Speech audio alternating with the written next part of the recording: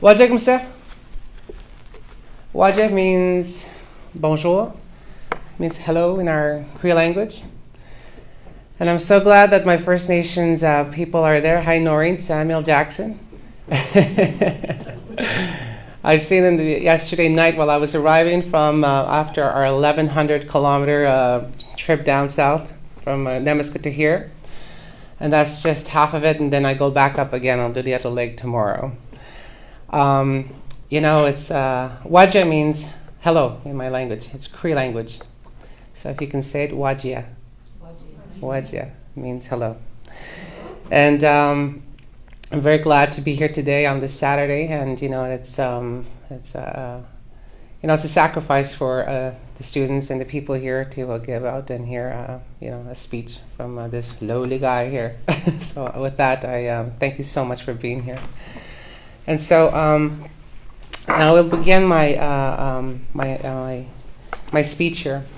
And as you know, I'm going to be talking about how we are against the uranium mining development within our territory up in northern Quebec. And if you don't have, I'll just go, just a little brief, talk about how the Crees are. And just think of the Cree territory with the category 1, 2, and 3 lands. It's the size of France. That we govern ourselves within the territory amongst with the James Bay EU's James Bay regional government that was signed in 2013. Yes, or was it 12? 13. Are we 2 years ago? Yes. So it's going to be an interesting speech today, and if you if you guys have any questions, I'll be able to answer them to the best of my ability. Although I would love to have my Grand Chief here today, but I know he's in Val-d'Or, and we're pretty darn busy up north. Even though it's very isolated, it's cold, but it's a lot of people there. With almost 19,000 Crees, and there's 3 of them up there. And so I will begin. Okay. Is that the way you wanted to do with the? Those are the lights. Yeah. So I think that's good if that's good for you. Oh yeah, that's perfect. And for then me. you just okay. Is the lighting okay for everybody? Lighting good. Okay, great. Okay. And so, my name is Joshua Iserhoff. I am the Youth Grand Chief of the Cree Nation Youth Council, EUSG Cree Nation Government. I'd like to take this opportunity to thank you for inviting me to speak on today's at Concordia, and for your interest in how the Cree Nation's experience with natural resource development in EUSG and the Cree Nation's traditional territory. So if you look at it here, Nemiska, the heart of the Cree Nation is what we call it. That's where I'm from. But I'm originally from Istisni, the largest freshwater lake, if you can see it up there with the gas station. Yes, we have gas. A lot of people come in and fish there as well. So I'll just read this along, okay? Our territory makes up approximately 1/5 of the province of Quebec. EUSG means the people's land in Cree language, and that is what it truly is, the people's land. Our people have lived, the Inuit have lived off this land and cared for this land since time immemorial. Like our ancestors,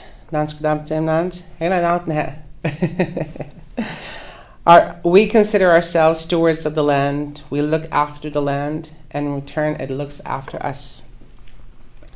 Despite what others may think, our land is not barren. It is inhabited. There were 9 Cree communities, with 10th one on its way, and a number and other non-Aboriginal communities spread across EUSG, which you can totally see that. So that's just has to be one of the. What Mextu is the top one that's it's inaccessible. It's only by plane that you can go, and it's one of the most beautiful lands.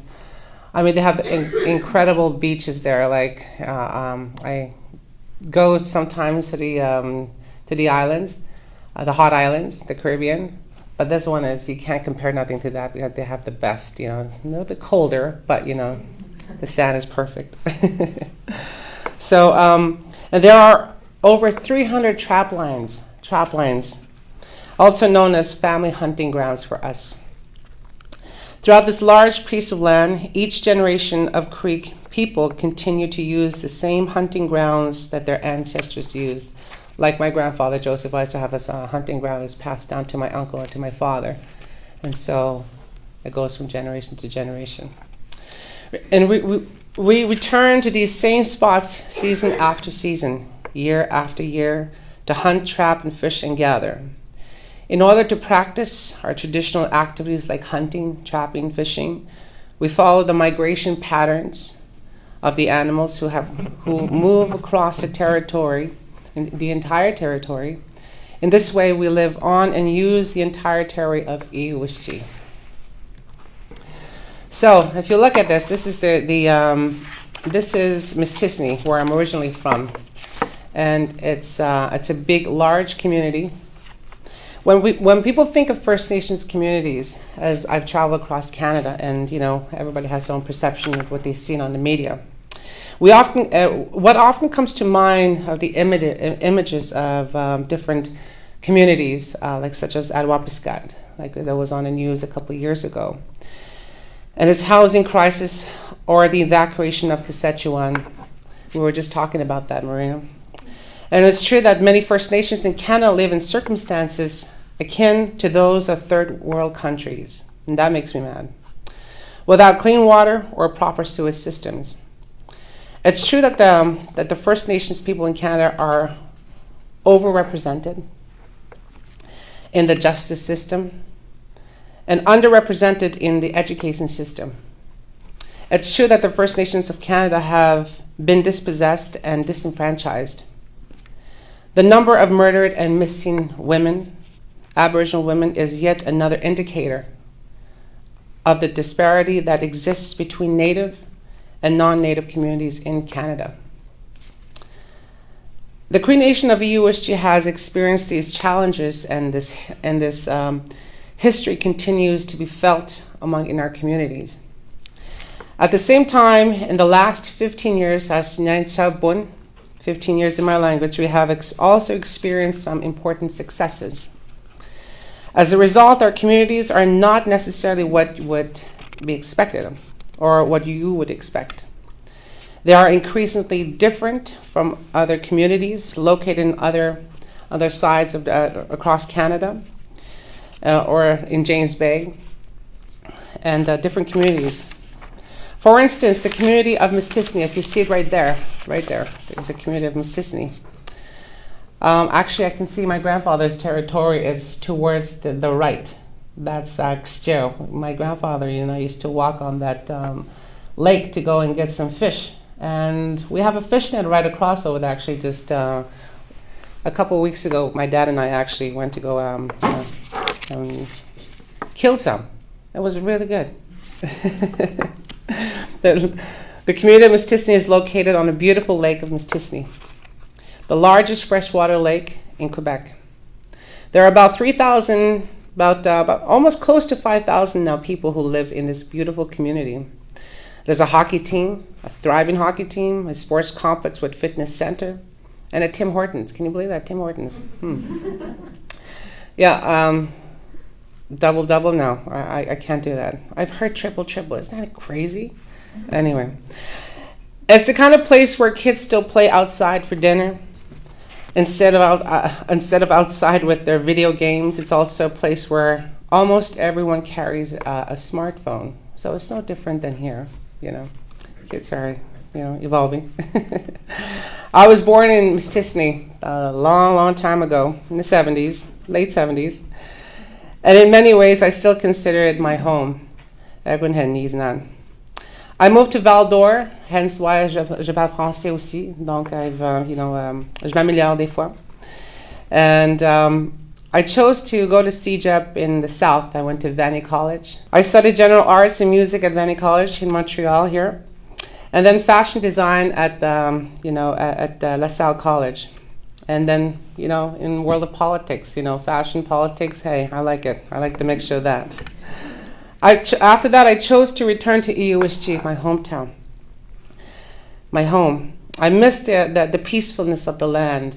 You know, this is one thing that that every Cree can relate to that. You know, if you're out too much in this society here, the hustle and bustle, you get sometimes a little bit crazy because you just want to, you know, experience the peaceful. You know, home is where the heart is, right?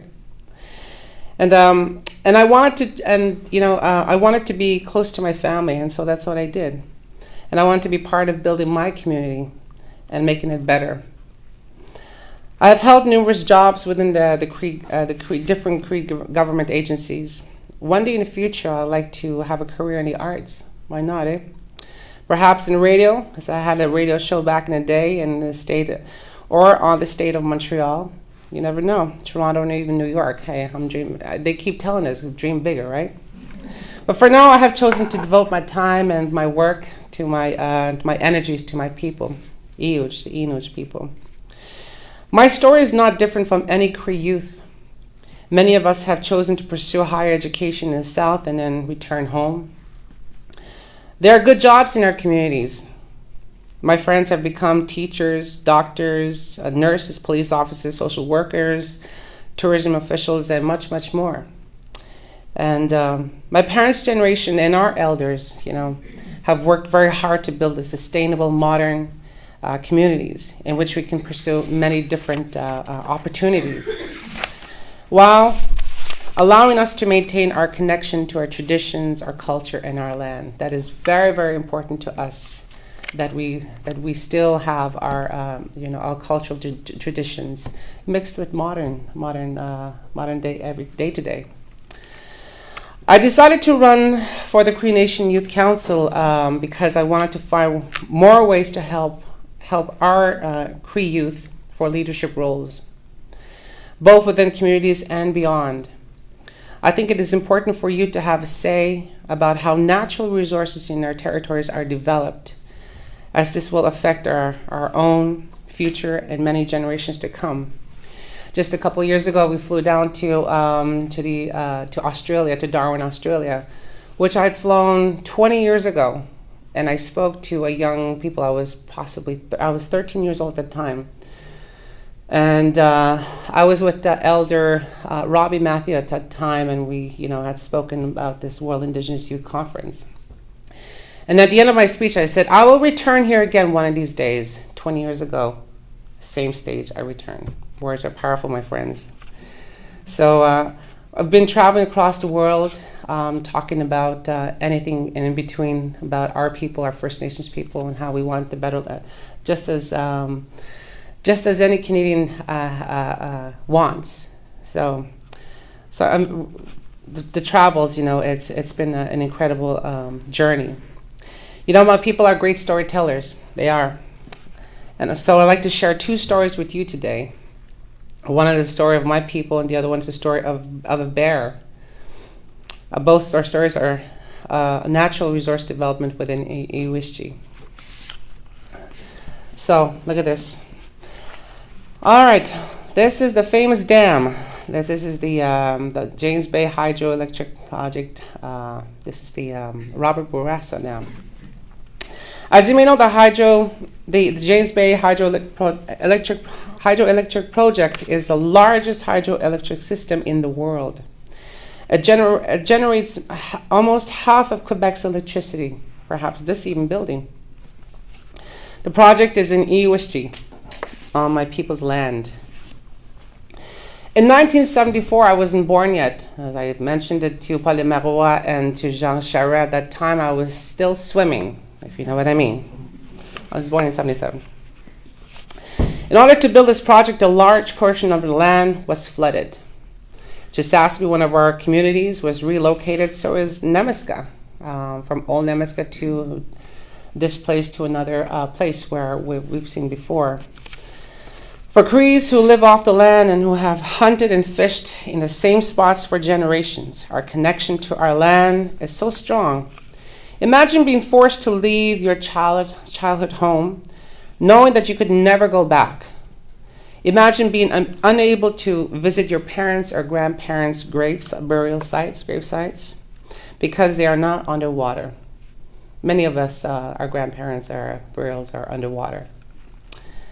And this is the reality of the people of Chisasibi and other Cree communities were faced with. Despite the serious impact this project would have on the Cree people, we were never consulted. Now that's just wrong. We were never even told it was going to happen. It was just like when I speak this to the kids in my territory, I always say, like, imagine the movie Avatar, when those blue people were just chilling, relaxing, cooking their traditional food. Next thing you know, they hear this big, tractor coming behind their backyards and then just ravaging the whole land. It's the same thing. They understand that. And so we were told that it was, we heard about it on the radio. Our people, my grandparents heard it on the radio. When the premier announced that his plan to the entire province, our rights were never even considered.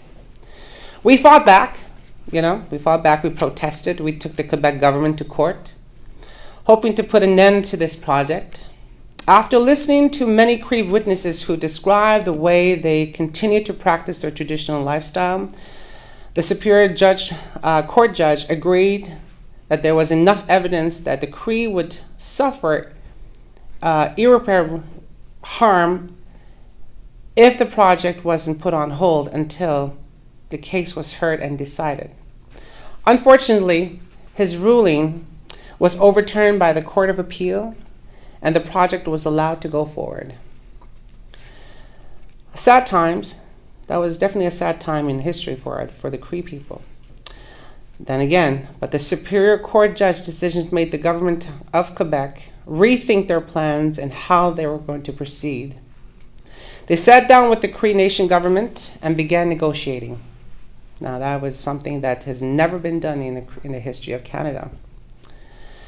They sat down with the Cree Nation government and began negotiating. The Cree Nation did not choose to negotiate our rights with the government. We believe our right to live freely on our land and self-government is inherent. But when the government began tearing up our land to build its dam, we had no choice but to meet them at the negotiating table. We knew that if we did not negotiate, development would proceed regardless. Our leaders had to make the best decision of this situation. And so the Cree Nation negotiated. I've seen a lot of those documents, and mind you, they're very exciting to see. After 2 years, we settled on a final agreement, the James Bay Northern Quebec Agreement, or the JBNQA as people might call it. The JBNQA was Canada's first modern-day treaty. And it protects our traditional ways of life. It totally does. It includes our right to fish, hunt and trap wherever we can in our land of Iuschi. It grants us control over health, social services, and provides for a regime of social and environmental protection in relation to future development in our territory. The James Bay Northern Quebec Agreement laid the foundation for Cree partnership in natural resource development within Iuschi.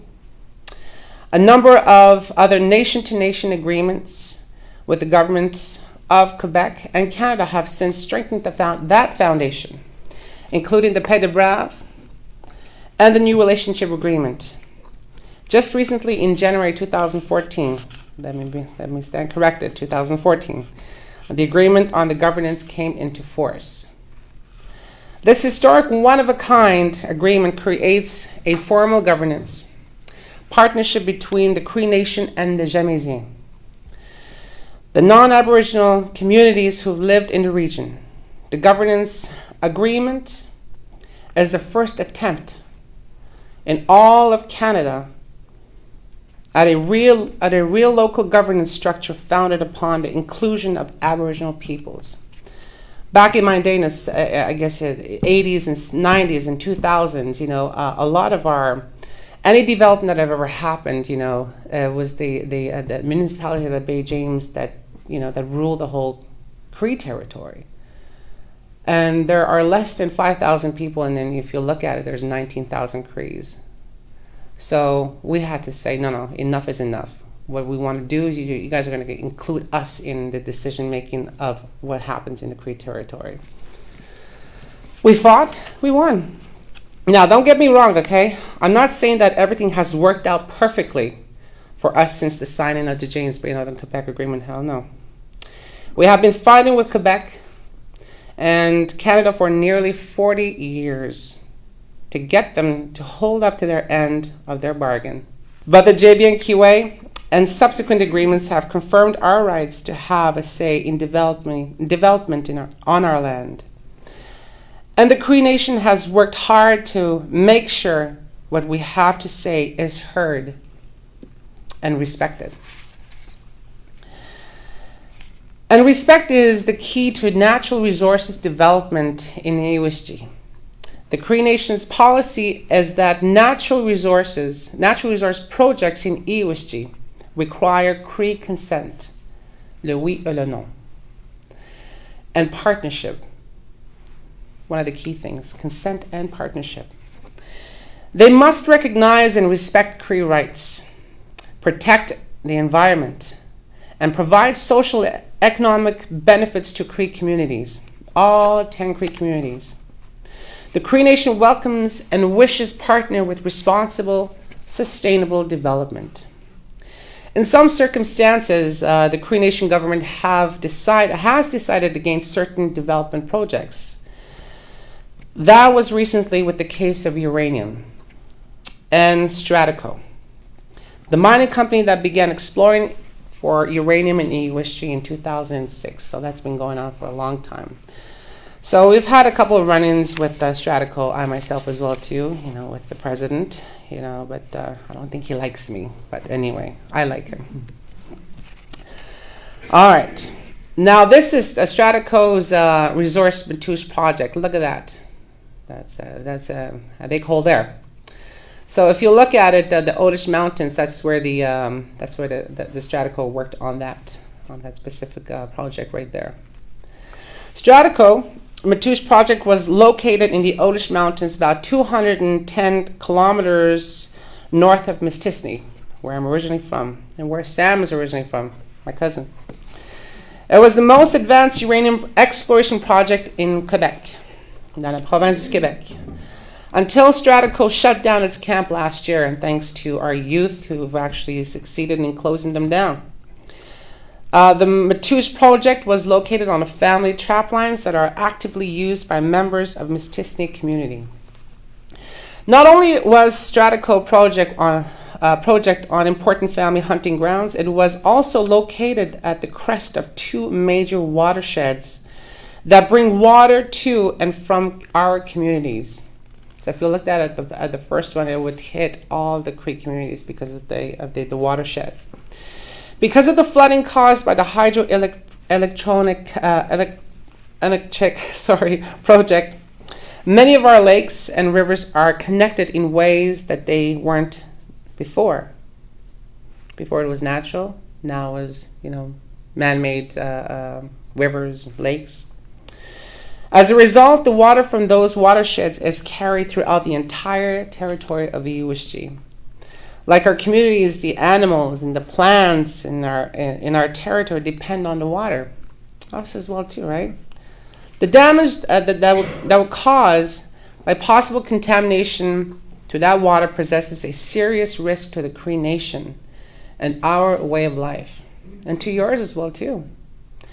Because of these concerns, the Cree Nation of Mistissini began looking into risks associated with uranium mining. They consulted external experts on uranium, as well as Cree experts in the land and traditional practices. They learned that there are serious risks and many uncertainties associated with uranium development. Uranium presents many unique environmental and health risks today and for future generations. The Cree Nation of Mistissini held town hall meetings, including different communities, and polled its citizens about polled its citizens about whether or not they wanted to pursue uranium mining. The Cree Nation of Mistissini decided to oppose the uranium mining development on its land, and was a community-led decision not to go for it. We decided that the long-term risks associated with uranium development was too much to a burden to carry for the Cree people today and for our kids, for future generations. It was just too much for us to bear that, In 2011, Mistissini passed a resolution requesting that the government of Quebec implementation a moratorium on uranium exploration and mining in Iserhoff. Then in 2012, the Grand Council of the Crees, the political body of the Cree Nation government, the political body representing the 10 Cree communities of Iserhoff, then passed a resolution banning uranium development within the territory. In 2013, the government of Quebec issued a decision refusing to grant Stratico the permit. Refusing to grant Stratico the permit it needed to begin its advanced uranium exploration efforts. The Minister of the Environment indicated that the Cree Nation's opposition to the project was an important factor in his refusal. After all, the community of Mistissini of almost 5,000 people, would have the most heavily impacted on the project, including my grandma, Mary Iserhoff, who is almost 90 years old, still gets her own water, still puts her snares, and cuts her own wood. I mean, she's a machine. I love my grandma. In 2014, the Bureau d'Audience Publique sur l'Environnement, the BAP hearings, began its inquiry into the uranium industry in Quebec. They held public hearings throughout the province, including the Cree Nations of Mistissini and Chisasibi, to gather information about uranium mining and to ask the public's opinion. The Cree Nation actively participated, including myself, in these hearings. Not only did our leaders speak out against uranium development throughout the hearings, our youth initiated an 857-kilometer walk from Mistissini to Montreal to make our position known throughout the province. And so, that's me, in the red. And mind you, I've gained 5 pounds since this walk. That was excruciating, actually. But we just had to do what we got to do, right? A group of marchers, les marcheurs, ranging from 5 to 40 people at any given time, left Mistissini on November 23. I led this walk along with my fellow walkers. And Waptum, who is our guide, our leader, our elder guide, I think at one time he walked 60 kilometers a day. I think the first, my goal was 43 kilometers. Now that's a lot of walking, especially on the cement too. So November 23rd is when we left and traveled over 857 kilometers on foot to bring our message to the BAP hearings here in Montreal. On behalf of the Cree youth that were opposed to the uranium exploration and mining in Iserhoff, along the way our group grew as we met other Cree, Innu people, Atikamekw people, and non-Aboriginal people who heard our message and joined us for portions of our march. Fred, who is one of our good friends now, who is a white guy from Montreal, and those 2 other guys that he had came with, are still good friends of ours still to this day. We were even joined by supporters who walked in solidarity with us along their own stretch of the world in Copacabana, Brazil. Their photos of their walk along the beach did make us question why we choose to do this in March. This March in northern Quebec in December. You know, I almost flew to Quebec instead. No, I'm kidding. No. Our march garnered a lot of attention, a lot of media and public attention. We met with a number of ministers and held press conference at the National Assembly, where a number of MNAs joined us in our opposition to uranium mining within Iwischi. This march demonstrated to me that uranium mining is not just a concern to the Cree, but also a concern to many people across Quebec and throughout the world. We chose to bring our message on foot because that is what our ancestors did. We walked. Our ancestors, our communities are located far apart from one another. When our ancestors needed to meet up and share their mutual concerns, they had to walk great distance to do so. Tradition is very important to us, Nyan Iyuj, us the Cree. It reflects our respect for past and future generations. There is another reason why we choose to brave the elements of northern Quebec in December and walk from Mistassini to Montreal. We wanted to make sure that the BAP and the rest of Quebec understood the strength of our conviction and that we are prepared to protect and what we are prepared to do to protect our land. Nibi, our water, Ndinimnans, our people, Inuitonan, our culture, and our way of life. Uranium mining, uranium development threatens this way of life. It does. Before I left Mistassini for March, I drew some fresh water from there, clean water from Mistassini Lake, by my parents' home to remind me that I was undertaking this initiative. You know, it's so fresh that you can just take it and just drink it from the lake. You know, that's what my grandma does and all the rest of our people. This lake is fed by Lake Mistassini.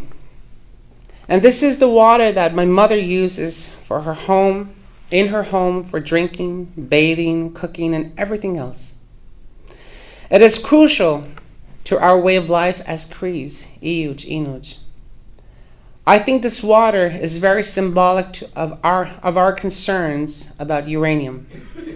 The water is just not beautiful to look at in the lake or at sunset, but it is also necessary for our survival and our well-being as Crees, and so is yours. We rely on the waters of the Lake Mistassini watershed, as do the fish, the bear, the geese, and other creatures that sustain us and share those lands with us. I carry this water as a reminder of the fact that my parents drink the same water, and I hope that one day my children will be able to do as well.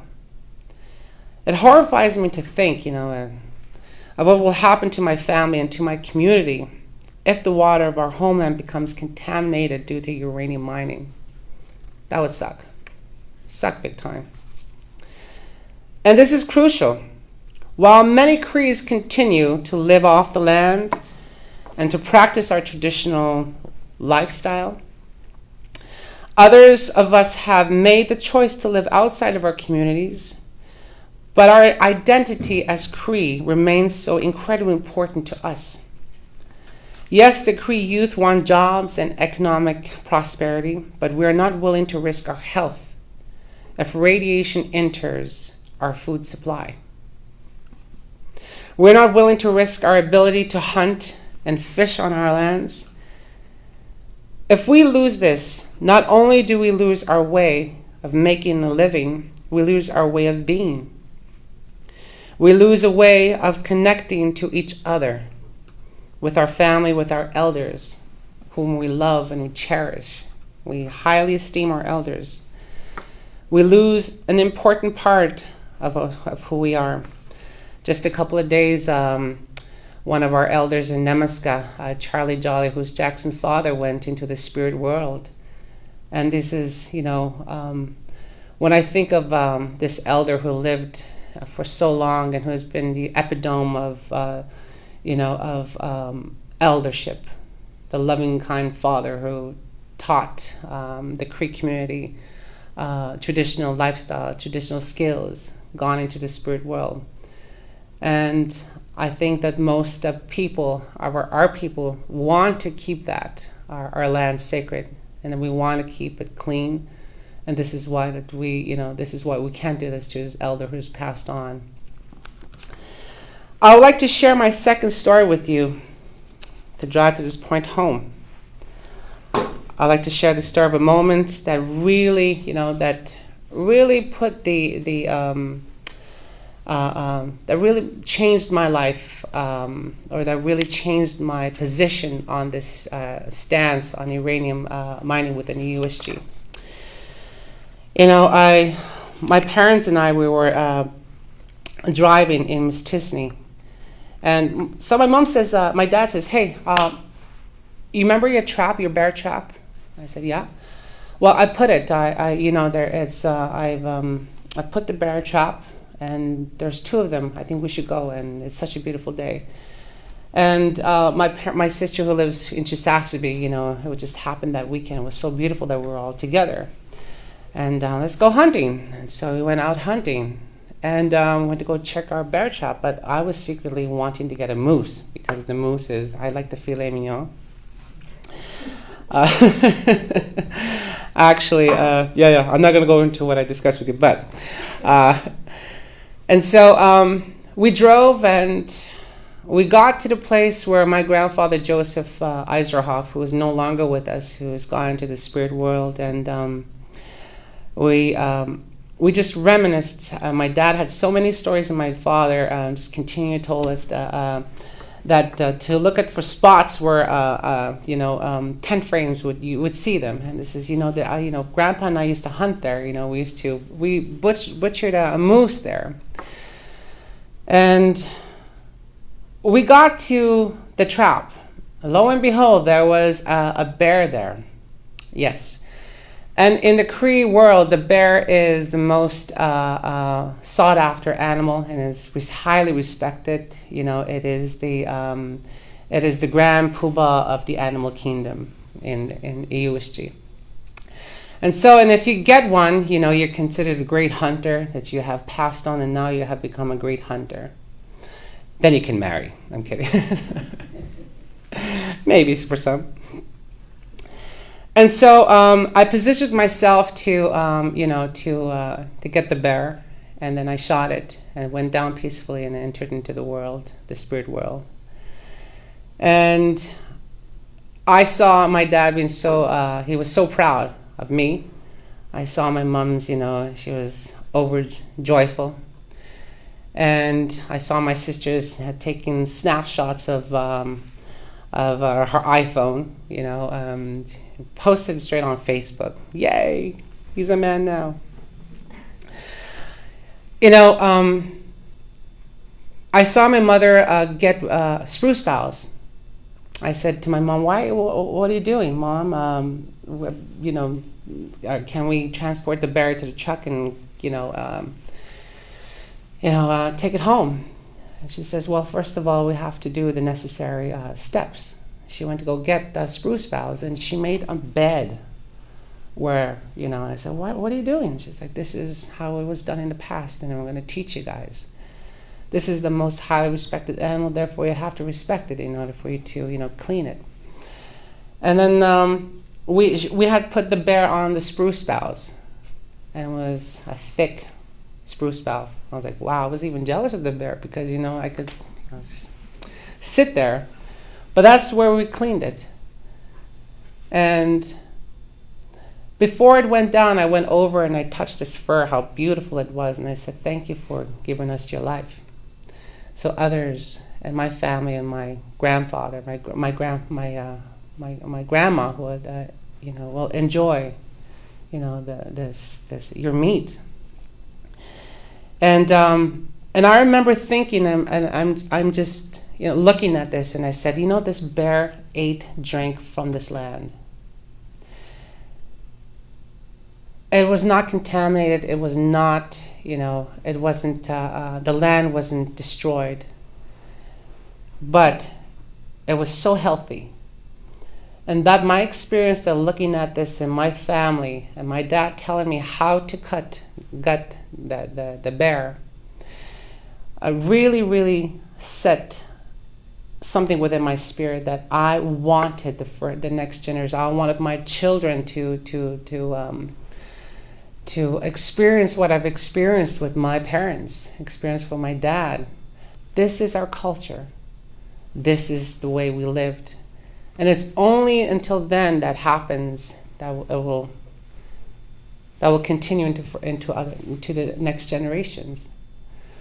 So just that sheer moment of spending time and, getting the bear with my parents, I was able to feel that. And I'll be very, very disappointed if what I felt, could not be felt by other people, my cousins, my friends and friends' children. I want that because it has been embedded within our spirits and our core of our beings for so long. And I want that to continue. So that is why that my stance on this walk was very important. I wanted a conviction. I wanted something to drive it, not just the sake for walking.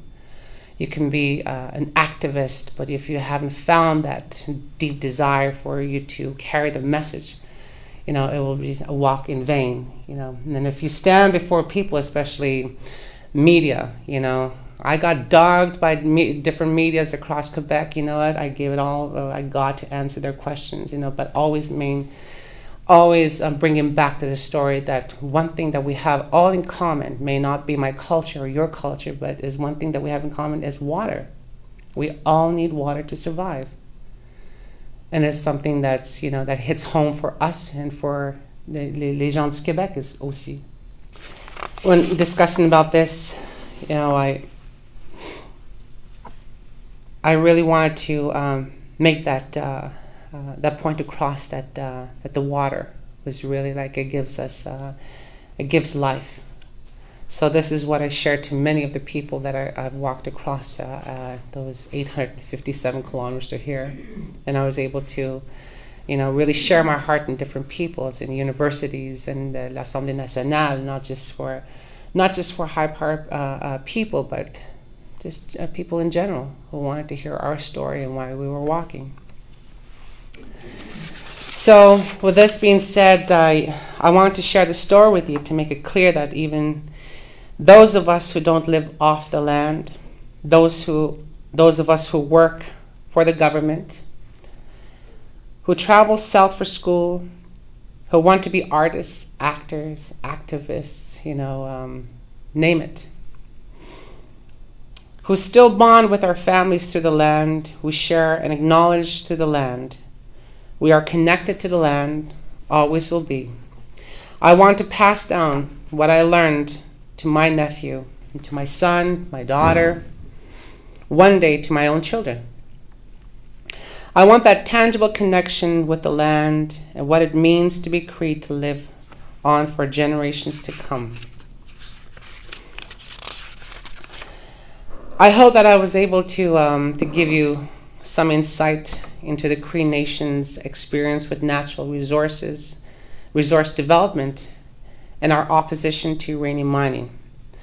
Mine is a very different story. It could be different from different people, but this is my story. And with that, I'd like to thank you so much for your interest.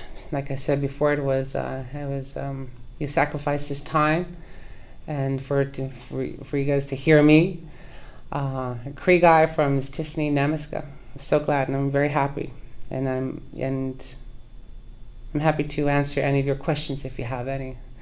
So, miigwech, ça veut dire merci beaucoup. Thank you so much. Again, thank you very much for this time, Rita. Merci. Yeah.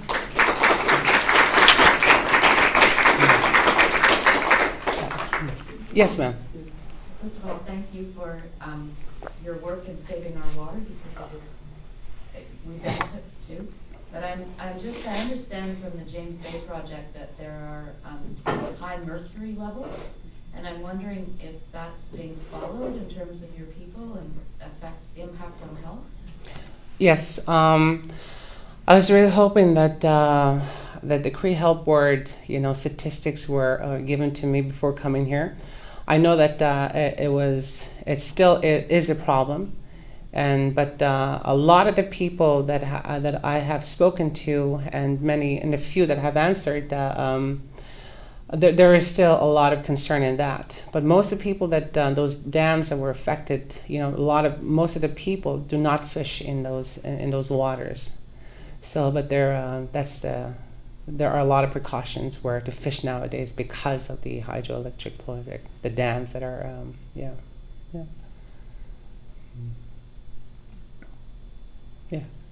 Also, could you tell us the Cree position on the Plan Nord that the Liberals had?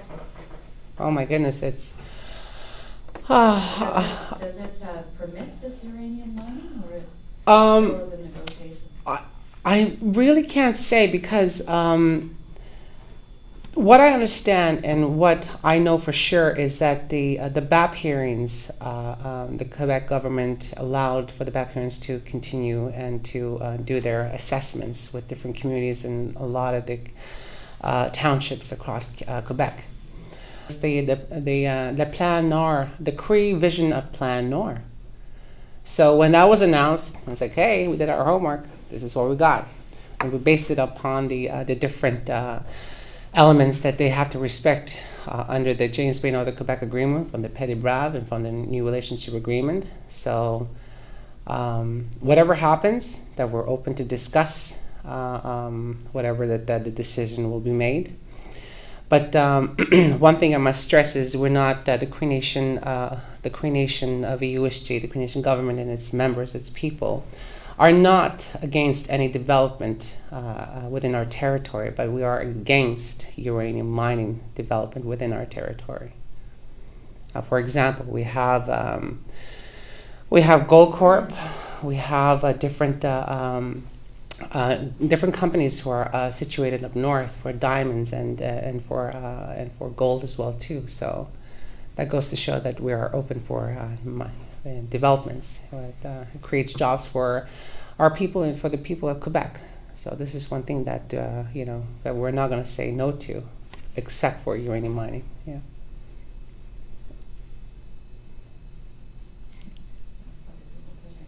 I just heard a criticism on the radio of Harper's new anti-terrorist bill. Yeah.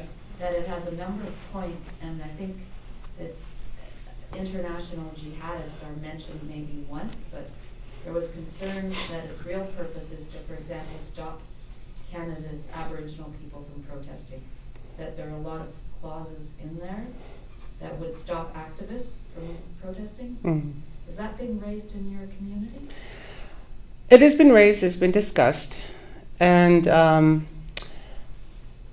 whatever the Harper government wants to do, I don't know if it's even funny to discuss that. It's a really serious matter. But one thing that we've always been known as Aboriginal people, that we've always stood for our land. And somebody has to do that. And just because of a bill that we're going to continue to fight, and we're going to continue to oppose, and we're going to continue to the best of our abilities to stand, on our land. And if it means by protesting, for me walking, I'm going to get jailed for that. Hell, why not? If I have a rap sheet for that, let it be so. But I'm praying to the Creator that we won't have a Harper government anymore. So I want you to stand with me. Sorry, but this is my political views. But you know what? I think with the Aboriginal missing women, I think a lot of the issues with our people across Canada who still live in poverty and have no clean water, they can't flush the toilet because they have to use there's no sewage system.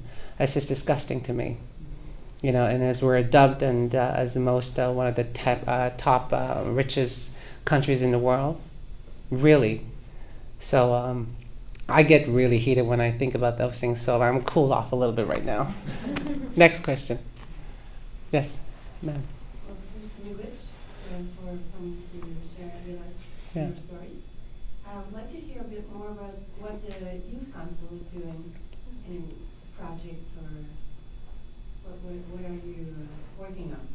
Okay. Right now, there are the youth projects that we are currently working right now are to empower and to have a leadership programs for our youth.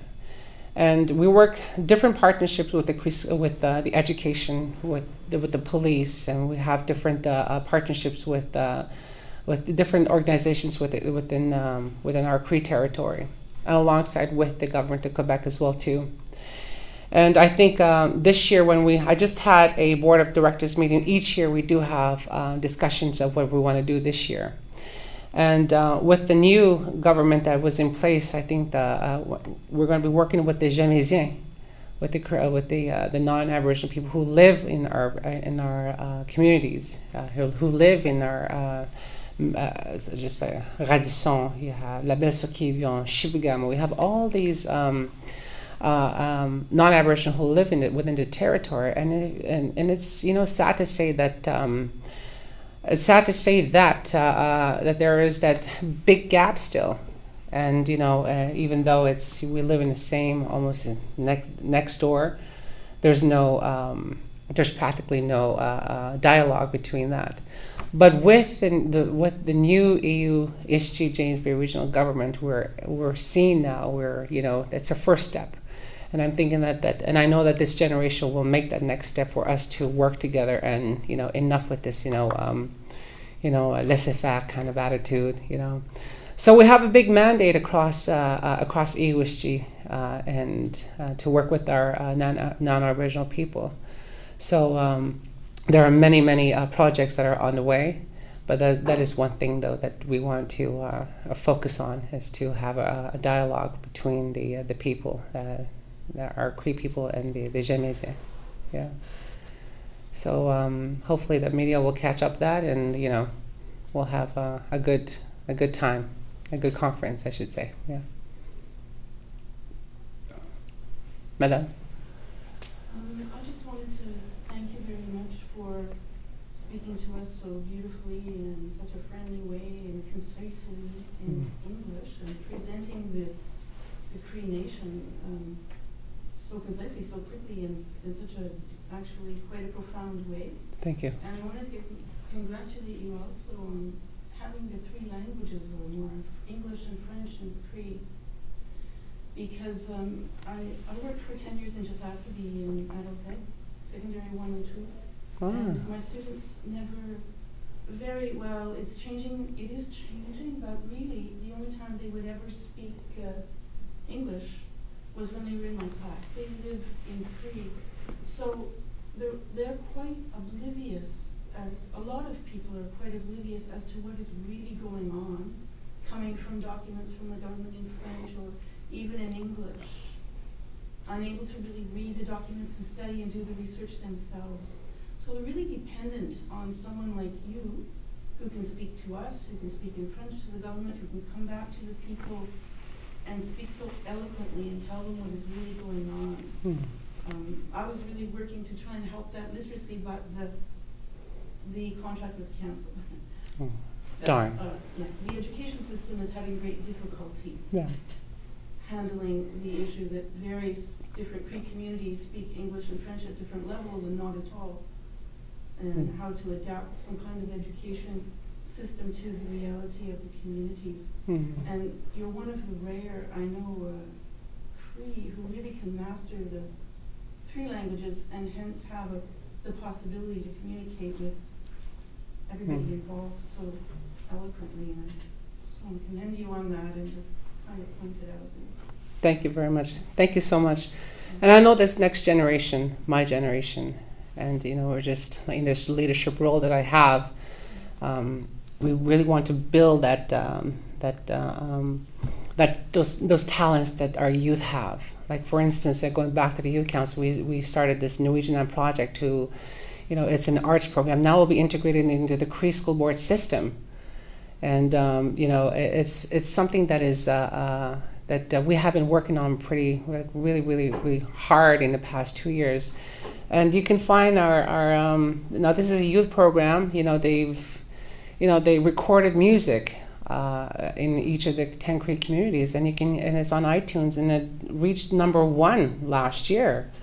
And even George Strophanopoulos called me and said, "Yo, what's up, man? This is pretty good." I say, "Hi, George. This is good." But and this is, I can honestly say that there are more and many influential youth out there who who can do just as much as or better than me. And I've always believed that in our youth can do as much as they'll do greater things than I will ever do. And I just wanted to thank you for that. Merci. Thank you. Yeah. I just wonder too what the Cree Youth Foundation does, because I think like all populations, a lot of Cree are moving to the cities, for urban youth who are of Cree ancestry. What they're doing in? You say in Montreal as an example. Okay. Support? Yeah. Well, they're you'd have to realize that there are different nations, such as Innu. You have Atikamekw people here. You have the Mohawk, the Algonquin, and you have the Cree. And each of those nations, sometimes they'll gather, but each of them have their own teachings. That the Crees have their own teaching, the way they understand about the weather, the rocks, and teachings, traditional knowledge from the elders. And but for us, we do have a post-secondary system here who looks after that for our Cree students who sometimes need to get away or just reconnect with that, and they'll invite. I know that a couple of years ago that they used to invite this elder who would come and discuss about the ways of life, and not to forget who they are as Cree people, even though there are urban Crees now. And there are a lot of powwows as well too that we have that they have partnered with the Native Friendship Center here in Montreal, and with the Kahnawake people and the Mohawk, I should say. And so there are a lot of programs that I know who are run within the Friendship Center that anybody here can go and attend a ceremony, and it's something that we have done in the past and continue to do so. Yeah. Well, especially with the declining of shutting down friendship centers, again, that's the Harper government. So we'll see what happens in the future, but I'm very hopeful and optimistic. Hey, you have to be in these days, right? Yeah. Yes. Can I ask you when the youth council was, like when it started, and what the circumstances were around the beginnings of the youth council? Yeah, that's a good question. The Cree Nation Youth Council is dubbed one of the longest, or one of its first Aboriginal First Nations youth council. It's been since 1985, and the people who started are now have been very influential in developing and building the Cree to where it's at right now, such as our MP Romeo Sagnash, who is a member of Parliament at the Parliament, and NDP member, and he started this. And the reason why that they wanted to create a youth council is that with the developments back in the day, they wanted to have a youth voice within their meetings because of the hydroelectric, the dams and other things that were happening so fast within the Cree territory that they felt that the youth were left out, and they wanted to be part of the not the political voice, but the voice for the youth. So hence they created an organization. And since then, each year we've had incredible turnouts of assemblies. And this year we will have it in Waswanipi. It's a community of almost 3,000 people. And about 150 youth from 13 to 29, and then again to 35 will come and be part of this assembly. And anything goes, anything there to discussions, and what people want to discuss. We have an education component to that. We have Cree culture component. We have anything that has to do with the nation building and police. We have different people, chairmen who come and speak to the youth. And so it's been an incredible journey. And so this position is a youth grand chief or chairperson for the Cree Nation Youth Council is a mandate, is a seat for 4 years. So this is an actual youth come together from 13 to 35 to elect their spokesperson, and they elected me 3 years ago. I have 1 more year to go, and it's been an incredible ride. Sometimes, a little painful to deal with 13-year-olds. I don't have any kids, but, they're all my kids. All about, it's 70% from 13 to 35 that comprises. Isn't it incredible? 70% of the population. 68% is 35 and under. Yeah, so I don't have any political power, but I do have voice. Yes. Any more questions? All right. Okay, great. Thank you so much. You're welcome. Thank you very much also to all of you for being here today. Miigwech. Thank you.